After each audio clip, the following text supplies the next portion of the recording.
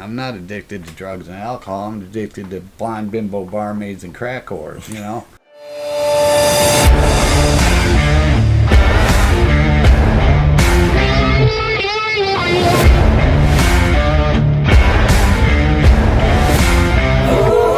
Well, say it. Hello, my name is Leroy. Welcome to The Recovery Idiot. I'm here with my good friend Tony. Hi, everybody. My name's Tony. I'm an alcoholic addict. And Tony, you probably know me better than anybody else. Maybe you have the answer. Why do I do this shit? Why? Why do I put up with these people? Why do we do the fucking things we do to try to help everybody? Because it's our job. It's a stupid answer. No, it's not. Here's the deal. If God wanted us, he would have took us. All right? I believe that we're here for a purpose. And the purpose is to try to help one person. I got it on my phone. If I die and one person's helped, I lived my life. But so many of them are so stupid and such pains in the asses, and we gotta watch our friends die and go to prison. Why won't they just listen? How many times do I gotta tell you? We can't help anybody that won't help themselves. I'd love to help the world, but I can't. Look what I did. Look, I have a homeless girl. She's my partner at work. All right? Technically, you have two homeless girls. Yeah, but and actually, they're both actually doing good now. They both got roofs over their heads. Yes, and one of them's driving, got her license back. Big part of that. Yeah, and you know, my life's complete. I can die now, but for some reason, I'm still here. Well, it's funny because that's how we actually met. Because you were living at Blake's house. And you were doing service work by picking somebody up who just got kicked out of Artesian. Oh, I remember that day plainly. I was like, where are we going to put all this shit in the ditch? So you picked me up from Artesian that first night. I believe it was March 7th, 2020. It's burned into my head. Wow. And then when we got to Blake's, you were at another house. But, like, you were the first person I saw that didn't have a car and then got a car. And you were driving that black Cadillac, and you brought it over to the trap house where I lived. Yeah. And you and Bill were working on it. And then what happened to you? I think you left for some reason. My wife died. I went home to bury her. But you didn't do it sober, did you? I did it. I made it home sober. You did? Yeah. When did you start drinking then? On my way back. I came back and I made it to Ocala, and I called a friend of mine. You got to Florida and said, fuck it, I'm done. I need to drink. I was wet. I was tired. I was done. But you know what? My relapse started before I left. I knew it was going to happen. I went home. The kids weren't playing nice. So I just gave them everything I left. I left with the shirt on my back. That was it. And I made it to Ocala, and a friend of mine called me up and said, I called Charles, and he don't mind if I use his name. Because you probably watched. I'm not asking anybody anyway. So. And he said he was. Charles is. Me and Charles go way back. He said he was working in Lincoln, Nebraska. He ordered me a Uber, and it took me to Jacksonville, and I got on a plane and I flew to Lincoln, Nebraska. But on the way to Jacksonville Airport, I told the Uber driver to stop the first liquor store you could find. And I like my vodka, so I got a half gallon. And that got me to the airport, and I knew I had to drink it before I got on a plane because they weren't going to let me take it. So I got on a plane, fucked up, and I slept all the way to Omaha, Nebraska. Now, I've been all over the United States. I've never been to Omaha, Nebraska. And then I had to find a Uber driver there, half fucking drunk. Excuse my French. Half drunk? Yeah, because I sobered up a little bit. And I told the Uber driver to stop at another liquor store. And I got to Lincoln, Nebraska, and it was a disaster. But I can tell you this right now. Before that, I lived in Florida for, I don't know, a year and a half. It was a drunken stupor. I never ate alligator till I got to Lincoln, Nebraska. I can tell you that. And me and Charles were sitting on Main Street at a bar drinking. We were supposed to be working, and I ordered alligator bites. Was it actual alligator? Yeah. Oh, my God. Yeah. So what got you from Lincoln, Nebraska back to Stuart, Florida? It was a hell of a run. I went back to Cleveland, and there was some serious shit going on. The world was all fucked up. I went through. It took me this is the way it was. I took a bus from Lincoln, Nebraska to Cleveland, Ohio. All right. And it was a hell of a run, I can tell you that, because Chicago was all boarded up. I had to find a liquor store. It was in a CVS. During the riots, you had to find a liquor store. Yeah. It was at CVS down on 4th and Main. And it had 1/2 inch or 3/4 inch plywood all the way around. There was a little opening in the plywood. You went in and the automatic door opened up and there were security guards there. And they said, "What do you need?" I said, "A 1/2 gallon of Skoal." Cheap vodka. And then I looked around. I said, "You better give me 2." And I met a guy in Lincoln. His name was Jose. And we proceeded on drinking for the next month and a half in Lincoln. He was going to meet me in Cleveland. I never thought he would. I told him I had to get back to Florida or I was going to die. And then I had that run from Lincoln to Cleveland. It was 5 o'clock in the morning and my phone rang on the 3rd. I'll never forget that. And, it was Jose. He says, "What was your address again?" So I gave it to him. He said, "Look out the front window," and I did, and there he was, sitting there fucking all messed up. And I said, "Go in there and take a shower," and he did. And I drove to Louisville, Kentucky, because I met a girl on the bus. And I stayed at her house, and Jose got a bunch of crack and a bunch of meth. And next morning, I picked him up at the hotel, and we drove straight through to a buddy of mine who was watching my boat over on the West Coast. I got a 41-foot sailboat over there. And he just got a little mobile home. It was more like a pull-behind trailer. He called it a mobile home. It was a mobile home to him, I guess. It was better than sleeping in them boats out over on Treasure Island. But we stayed there overnight, took a shower, and I had to be at my doctor's the next morning in Fort Pierce. Drove straight from there. He was out his trailer was out by Okeechobee, and we drove from Okeechobee down 70 to Fort Pierce. And I walked into my doctor's office and I sat down, and Carolyn was there. She still works there. She's retiring anyway. She's a good friend of mine. And I sat down and she called me in, and I went in the back, and my doctor walked in the office and he said, "What the fuck is wrong with you, Tony?" Those were his exact words. He said, "Look at you." He said, "You look like death warmed over." I said, "I feel like it." He said, "Well, I'm going to Baker Act you right now." I said, "I'm going to treatment. As soon as I leave here, I already got it set up. I'm going back to Blake's." I made it to Flagler Park in Stuart, Florida, and I called James, a friend of ours. And him and Clark came down. Oh, God.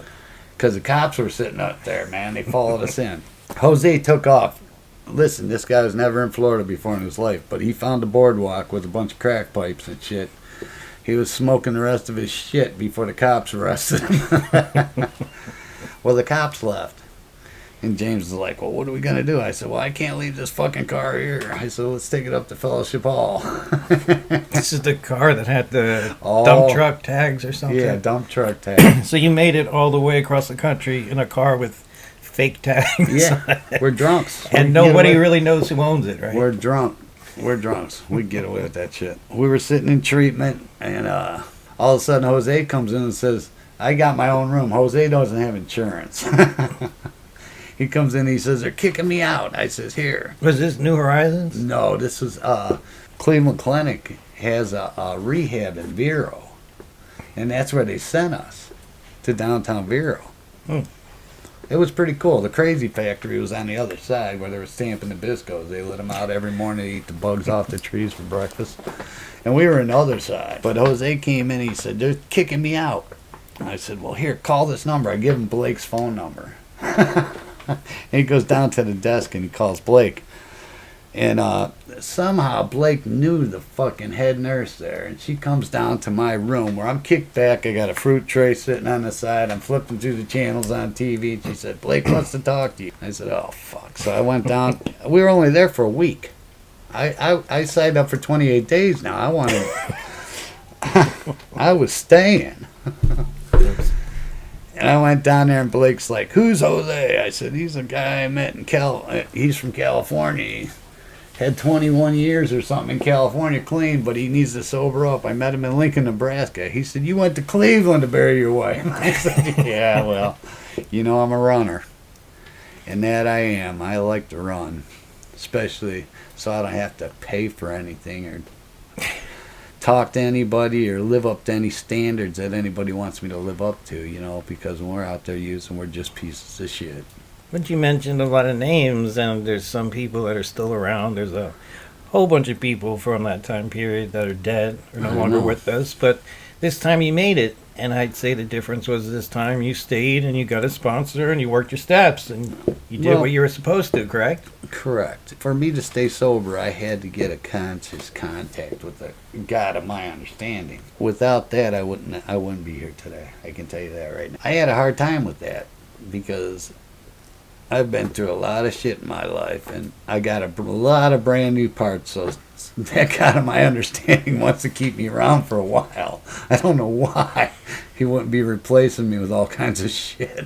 So since the time I met you in 2020 to now, how many surgeries have you had? 4. 4 major. One 4 gigantic, huge major, the back that you were in the hospital that came to visit you. Yeah. Dad, I didn't think you were ever leaving that hospital. But you've also escaped from the hospital several times. I have. Because I don't like to go to therapy. That's my worst problem. If I can get up and walk, I'm fixed. Let somebody else do that shit. Just like now, they put this new hip in me on the left side now, because I had 2 on the right side. Well, this is a double joint. I got to figure out how it works right. Because I could be walking perfect and just put the key. This happened today. Just put the key in the lock on my door and turn it, and I twist the wrong way. All of a sudden, my fucking hip wants to pop out. And I don't know if it's popping out or it's that extra joint working. So I can go flopping around or whatever the fuck it's going to do. So pretty much everyone in Stewart, or maybe Port St. Lucie, everyone knows you because you do a lot of service work and you go to a lot of the same meetings I do, and everybody knows us. Yeah. And not only you're a member of AA, you're also a member of DAA, which is Drug Addicts Anonymous, which is my home group. Uh-huh. But you also somehow happen to be a juggalo. Oh yeah. So how did that start? Oh, I've been a juggalo for years. I don't see how a union iron worker from Cleveland just somehow becomes... I'm a carpenter. Whatever the fuck. It's the same thing. I know it's not the same thing. But how did you, at 60-something years old now, how did you become a juggalo? I was a juggalo because I like acid. That seems more like a Grateful Dead or Fish type of thing, not juggalos. I've been to all of them, too. I've been to the Rainbows. It's the biggest marijuana smoking organization in the world. They have a convention every year, and it goes back to natural forces because all they do is run around naked, smoke dope, and fucking do acid for 2 weeks. And then when they leave, nobody knows they were there, and nobody gives us a hard time. And then I've been at Sugar Creek, the hippie gatherings, just a bunch of psychedelics and Grateful Dead, and I can show you videos if you want to see the videos. I believe I've seen some of the videos. It's just bizarre when the type of music juggalos usually listen to and the type of people juggalos usually are. Now, well, not talking bad about juggalos because one happens to be my sponsor, and now, believe it or not, several of my friends are juggalos. Don't know how that happened, but it's still weird that you're one of them. Here's the deal. A lot of us, we like all different kinds of music. You got to be able to fit in. I didn't come from a society like you or anybody else. I came from a society. We used to smoke dope, do acid. We put microdots under our eyeballs and chase groundhogs around. We used to do all kinds of shit. But the dope didn't kill us back then. It was a whole different world. Oh, yes, you're from a time before me, but even in my life, I started doing drugs in the mid-'90s, and I didn't know anybody who died of an overdose until 2006. Right. Correct. And between that up till 2009, that was it. And one was some drug-induced stuff caused him to no longer be here, but still, I didn't know anyone or really hear of anyone until 2016, 17, 18, that time period now, it's just Correct. every day. I know. That's why I know I don't have another run out there. Because it will kill me. Because I like drugs. Well, I do too. I like to get high. I like to get drunk. People don't realize that. But once you start drinking, it comes to the dope and I will die. The doctor is trying to kill me. Yes, I have. You've heard me at meetings say many times. I love drugs. I love selling drugs. I love doing drugs. I love the adventure of buying drugs.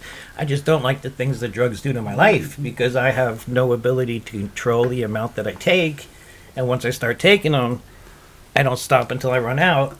And I usually run out because I'm behind bars somewhere. Correct. And I've had all these surgeries. Last 2.5 years, I've had 3 hips put in, my back rebuilt. And, the doctor keeps on trying to give me drugs. The only drugs I ever ate were in the hospital. Everything out of the hospital was a non-narcotic.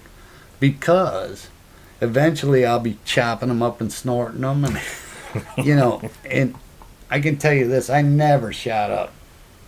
But I've had people shoot me up. Year and a half, 2 years ago, when I fell off the ladder and fractured my back and broke my ankle, I never really thought about doing drugs.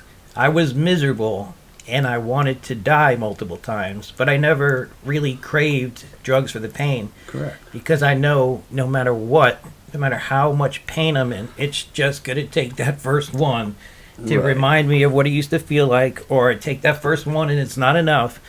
But because of that, I also got signed up for pain management. Every time I go to the doctor, which is a lot now because I'm also old and falling apart. You got to eat a pill so you piss dirty. Every time they ask me if I want to make an appointment with the pain management doctor. Right. And I have been, since the age of maybe 17 or 18, faking every injury and illness possible to try to get to pain management. And now that I don't do drugs and alcohol, they want to give me pain management. Dude, I got 5 bottles of opiates sitting on my shelf. But I also got little packets that they give me at CVS that I can smash them and put them in there. This is a fucked up way to think about it. But if I ever need one, I got it. The bottom line is I'll probably never use them. And, a friend of ours, we always joke around. I take a meeting into Artesian on... You can say Roy. Oh, Roy. Roy, a friend of ours, Roy, we always joke around, we had another guy that, he got caught selling dope in a halfway house. That's right. And he really wasn't selling it. He was letting them buy his prescription, which was selling it. As far as I'm concerned, one thing is as bad as the other, So we joke around, you got to give it away to keep it, So it'd be okay if I gave them some, but it's not okay if I sell them some. Well, it's okay if you give it away, then you keep their money. That's a loophole. Nah. And you know how many times I've been needing money that I just won't do it. It's that simple. And it is. They say it's the easiest, hardest thing you ever do, and it is. I started saying before, me and you do a lot of service work, and we go to different detoxes and the Nut House. Yeah. Sober living. We do a lot of that stuff. And I probably heard you speak so much, I could probably tell your whole story. I know lots of it. But what exactly was it that... I know you were sober 10 years, and then something happened. What happened the first time that you needed to get sober back then? Like, what caused all that? My first divorce, and back then it was called freebase and it wasn't called crack. This is before it came in the vials. Yeah. So we would just make it, and freebase a lot, and it was just, my whole life was fucked up back then, and I just, the union would take care of us. They would say, here, you need to go to treatment. And they send us to nice treatments. Like I was in Ashtabula once. And, I got a pedicure for the first time in my life, and, and the massage therapist would come in once a fucking week, and, and you could sign up for a massage or a pedicure or whatever the fuck you wanted, I missed out on so much. Yeah, but here's the deal. You know, I wasn't ready. I got sober. I had good sponsorship up there. There's good people up there, but it was hardcore AA up there. You didn't talk. Drugs was part of my life, and you didn't talk about them. You went to NA, and NA was too easy to back then to just to get fucked up because it was drugs, not hugs, not drugs. You know. There was a lot of pretty girls, you know. And next thing you know, you're fucking sneaking out with crack whores and shit. I mean, I don't know what else to say, you know. And I love crack whores. You know, I used to tell everybody, you know, after I went back out after the time that I had, you know, I'm not addicted to drugs and alcohol. I'm addicted to blonde bimbo barmaids and crack whores, you know. They kind of go together. I had a great wife up there. My second wife, she was the best in the world. You know, I was sober up there for a long time. My kids knew me sober, you know. Now they don't talk to me. They don't want nothing to do with me, half of them. The other half, you know, Tyler called me last night, but that's only because I bribed him. He might come down to Florida to see me. I told him to bring all the grandkids. My life was relatively good up there. My back was broken and I got hooked on the opiates, and they were giving me, you know, they'd only give me like 365 30s a month, but I could use them in a half a month and go to the emergency room and get another 365. Oh, the good old days. Yeah, you know, they just quit working. Mm-hmm. And it said on the bottle, take with alcohol for better effect. So, you know, you don't work a program. A program doesn't mean go to a meeting every night. It doesn't mean do everything that you're supposed to do. Get a conscious contact with God. That's what a program means. Live a life that's supposed to be lived and become a productive member of society. And do as much service work as you possibly can. I don't mean that you have to do stuff like I do, because that's not recommended unless that's what you want to do. But I think it is kind of important because I do the same stuff as you do and I'm here. It's very important. And other people we know that are still around for multiple years, they all do the stuff we do, Right. which is lots of service work. Right, but I don't believe that everybody needs that. But I'm not God. I think a lot of people would be better if they did. Absolutely, a lot of people would be better off. You know, so I got hooked again and I started running, and running is my name, man. I mean, I would rather run as fast and far as I can so I won't have to answer to anybody. You know, when I left the last time after being sober, you know, my mother was in a nursing home right down the street from my dope dealer. All right? And I went to that nursing home and I gave her a hug and said, I'll never see you again. And I was right, you know. But I did say goodbye to my mother, and I still believe that what little bit that meant a lot to her and me. While I was down here, my brother died, and my wife died. And, you know, a lot of people died along my run, and I want to give back as much as I possibly can. That's the best I can do, and that's all I can say about that. But if you want to run like me. Just don't get caught. Just don't get caught, just like me, until you slow down and decide you're going to settle down someplace like Fort Pierce, Florida. You've done a lot of stuff that you didn't get caught for, and I must applaud that because not everyone can make it through life scot-free. But I think you took an interesting vacation once to a foreign country, didn't you? Peru. And were there souvenirs you purchased in Peru? 10 kilos. So 10 kilos of this souvenir. But listen, while I was there, and you guys can Google this, there's a little bug about this big. He's a little beetle.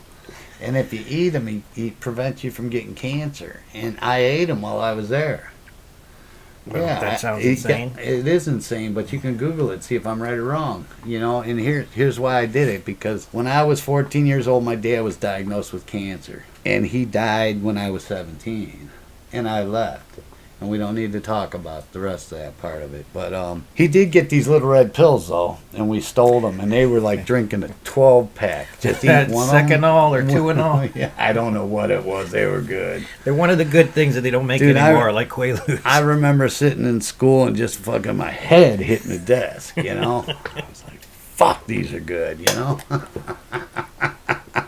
So how does that lead to souvenirs in Peru? Well, souvenirs in Peru were, you know, I got a big disability settlement, and I had my Harley, so I really didn't need nothing. So, and I like my cocaine. So Might as well go to the where do you source. get the best cocaine? Peru. So I stayed a month in Peru and watched them make 10 kilos of cocaine, which I bought back to Cleveland. Technically, it was shipped. You don't want to admit to bringing anything into the country. I just did. It's all right. It's been long enough. I don't care. Is there a statute of limitation on it? There's a statute of limitation. Yeah, that on ran my out a long hip. time ago. Oh my God, I confessed to so many things in meetings and on video. I'm still here, so obviously they give Yeah. up finding you after a while. But those are just some of the It's just some of the stupid shit yes, we the do. insanity that's why you're around in my life, because you're the only person that has done such insane things that I can relate to. Because the insane things I've done, most people who know me know absolutely nothing about my life before I came to Florida, and I don't even tell it because it's so insane no one would believe it. Right. So I just leave it out. No one cares anyway. Yeah, we think in our minds as drug addicts that we can do anything and get away with anything. And I did do a little bit of time for that cocaine, but I only got caught with an ounce. All right, and I got possession of cocaine. That was the charge. I had it dropped. It cost $10,000 to have it dropped to drug abuse, which wasn't a felony. It was a misdemeanor. What do they say? The more you miss them, the meaner you get. The what? The more you miss them, the meaner you get. Misdemeanor. I don't think I've ever heard that. I drove this country for a company doing petitions, right? It was my job to get these coordinators to wherever they were going so we could pick up the paper. And we'd have to go out and pick all these people up. We'd get like 10 rooms at hotels, and they'd get us kicked out of hotels because they were all dopers. But like 5 of them wouldn't have their driver's license or an ID, so they had to ride with us. So, I would be driving these motherfuckers across the country, and I would buy, depending on where we were going, St. Louis, we were all over this country. We even went to San Diego, but we had to go in through L.A. We stopped in L.A., and then we went down to San Diego, and we got the first days in we got. And these motherfuckers got us kicked out of every hotel all the way down to San Cernito, which was, and the hotel we got was 1 mile away from For the border. Tijuana. All right, and the Peace Bridge was right there. 3 of them, a girl and 2 guys, would walk across the Peace Bridge, and the girl would do whatever she did with the cocaine, with the heroin. They'd go across the bridge and get black tar heroin from the cartel, and come back. I mean, it was a fucking mess down there. It's one thing I do miss. Well, not that I miss. I really enjoyed when I got to travel the country because I did too. you get to see different things, like in the Midwest and in Texas along the border. You see things like black tar, which I never seen my entire life till I got out there. And Peyote. wow, what a difference! Did you ever do any peyote? That's probably one of the few drugs I've never done. I got one up on it. There's still time. I was up in Yakima, Washington, about 2 hours south of Seattle, Washington. I was kitty corner from Tampa. We had to drive up there from Tampa to fucking Yakima. Took 4 days, all right? And I was the driver. Coming back, they were smoking pot, and we were in Utah. I know this for a fact because it was like midnight. I just woke up. I was in the back seat. I had a fucking beer in the fucking holder behind the driver's seat, I woke up and I said, let's go, I'm driving, So there was 3 other people with us, and we were all from different states. All right, one was from Colorado, one was from fucking Florida, the other one was from Michigan. I'm from Ohio, and I'm wrong, not Colorado, but Nashville, Tennessee. The girl was, and we're going through Utah, and this cop gets behind us, right? And I was like, oh fuck, the whole car smells like fucking pot, It's like 1 o'clock in the morning. We're like 18 miles from the border, right? Sure enough, here goes the lights. The only time I ever got pulled over, right? The fucking truck was registered to a guy in Michigan. The trailer was from Florida. And we had a whole bunch of shit. The whole back of this SUV was full of shit. This cop comes up and he looks at me. He says, "You been drinking?" I said, "Yeah, I was drinking before, but I took a nap, I said, "And the beer behind my seat was mine, I put it there when I was taking a nap, And he's like, Get out of the car. I got out of the car. You know, and you know, sometimes you don't have enough common sense to keep your mouth shut, you know? He let us go, but not without fucking... He had me in the front seat of that car, and it was like 0 outside. He had the heat blasting right in my face. He wanted to smell booze on me bad, and he couldn't. And he had another guy in the back seat, and he looked at me and he says, "Is there any pot in that car?" I said, "Yeah, there's a whole ashtray full of roaches." And he got the ashtray out. Now, they got an ounce of dope in there, right? In the back, I got this bong about this big that I bought up in Yakima.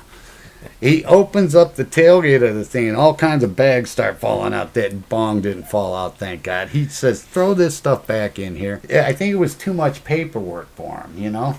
He says, "Get in there." He said, "I'm going to follow you all the way to the border. Do not stop until you get into Arizona." I was driving from Kansas City to Chicago because my friend was from Chicago. We're going to visit his house. We have the car full of stuff, and most of it's stolen. There's a lot of, let's just say, illegal stuff in there. But they were really looking for pills. And we got pulled over. My friend just opened a 40. We're like, don't drink till we cross the state line. As soon as we cross the state line, he cracks it open, and I grab some pills, and immediately the lights go on. So we get pulled over. We just crossed into the state, and these cops were not bad guys. They were actually cool, but they just kept saying, you know, if you just give us the pills, we'll leave you alone. I'm like, look, there's no pills. We're just going to his house. I never met his family before. So they start searching the car, but there was so much stuff you could tell they didn't want to go through all the trouble of moving it. So the cop starts going around the back seat, and all these pills are in the side pocket of my laptop bag. And he grabs my laptop bag, looks around, opens it up, sees the laptop, and his hand is resting on the side of about 270 Oxy 80s and 270 Xanax, all in bottles with different people's names. And he looks in, and he closes it. He's like, "Well, I'm not going to give you a ticket for the open container, but I want you guys to go get a hotel room because I can tell he's been drinking." No problem. So we went to that hotel room, the first one when we got off the highway, and we partied like a motherfucker. But I can't, the amount of things that I look back that I got away with that would put anybody in prison for life, and I would get away with it and have the confidence to do it again. Correct. I never looked back and was like, whoa, that's close, I should straighten up. No, this is proof. I know what I'm doing. I'm going to keep doing it. It's just a miracle we're here. Yes. And it is, sitting here talking like this. You became a very good friend of mine. You know, I mean, and I don't have a whole lot of good friends, you know. I mean, I got a ton of friends, don't get me wrong, but I don't have a whole lot of real good friends that I can rely on. You know, we got a little clique, you know. Some of us really hit. We made it. Mm-hmm. We made it. Somehow, that halfway house in 2020, there was something in the air that a bunch of us made it, and they're still here. By the way, that's Blake Beach's house. I don't care if I use his name. He's a dick, but he's a good friend. And hopefully one day he'll sit down next to me. I can tell him what a dick he was. We were talking about that at the meeting the other night. Oh, what a dick he was? Yeah, and coming to this meeting. Yeah, when we were talking about what's his face getting arrested, you know. Walter. Yeah, I wasn't saying his name, but well, I can cut that out. I watch. There's a lot of good people in my life now, but there's also a bunch I can't stand, and it drives me crazy to answer the phone when they call, or to go and visit them, or to take them to stores, and they drive me nuts, and they bother me when I don't want to be bothered, and they just fucking drive me insane. But I know those are the people that help me get through the day, and that's why I put up with it. And I do as much service as I can. I do as much as I can, like stupid things like this, hoping one day someone will accidentally come across something that changes their life. Because as a drug addict, I didn't think a book called Alcoholics Anonymous could do shit for me, let alone save and change my life. Mm-hmm. So helping those other people, actually helps me. And that's, as much as I complain, that's the reason why I do all the things I do. I know, and that's the reason why I call you all the time. And you're constantly a pain in the ass. But I know you do the same. You would do absolutely anything for anybody. And you probably can't even count all the trips to the nut house and detox that you brought people and picked people up. I've done it. You know, Blake called me once. I was working. He said he needed somebody to pick up. It was that big gay guy. What's his name? From Rock Road. And we put him in Tommy's room. Yes, I know his name. I don't know if I want to say. He was a good, all right kid. He was, and then he lost it. But yeah, well, he's actually back around now. Is he? Good for him. I was working my ass off. It was hot as hell, and Blake called me up. He says, "Hey, can you do this for me? I really need this guy picked up." I said, "All right, Blake." Well, you know, the reason why I continue to do things like that against my will is because when I was getting out of jail, I had no ride. I had nothing. I had an appointment set up to go to the halfway house, but I'm in Fort Pierce at Rock Road. I got to get to Stewart. I have no idea how, so I figured I'm just going to walk in my jail clothes and I'll figure something out. And when I got out, there was somebody there that I met from church in jail who happens to be in AA. And somebody brought it up to him, said, "Hey, there's a guy getting out of jail. He's going to a halfway house. Can anyone give him a ride?" And this guy, who turned out to be Pastor Wade, took off of work and brought me from Rock Road to Artesian. he's a good guy. I met him once. And when he dropped me off, I said, "Thank you so much. I don't know what I can do to pay you. I don't have any money. I don't have anything." And he said, "One day you'll be able to do this." Mm-hmm. And I was like, "What the That's fuck it. does that mean?" And he said that I could pay him back by doing that. And it might have taken a little time because I didn't have a license or money or car or anything like that to my name. The cars. I remember. But once I could drive, the first thing I did was took people to meetings and started making those trips to detox and rehabs and dropping people off and picking people up. And boy, does it really suck sometimes. We do what we gotta do. We'll make it. They'll make it. Some of them won't. Some of them will die. But all we gotta do, we just gotta keep trying. That's it. That's all we can do. Well, think of something clever. Closing remark. Closing remark is do what you need to do to keep your head above water. Look in the mirror. You know, I said this the other day, you know, at Blake's meeting. I said, today, you know what? I have a huge mirror in my bathroom. Every morning I go in it, brush my teeth. I can see every bit of my face, my body. You know, I brush my teeth, and I feel good about myself. All right? And that's the way I would love everybody to be. They say the man in the mirror. You know, everybody looks in the mirror. When you look in the mirror and you don't like yourself, you don't look in the mirror that much. I changed the mirror in my bathroom because it's me, and that's the way it is, and that's the way I'm going to stay. Well, thank you very much, Tony. I hope you come back over. You've never been here, I don't think, No. after all the years of knowing you. Well, Yeah, don't tell anybody where I live. I won't.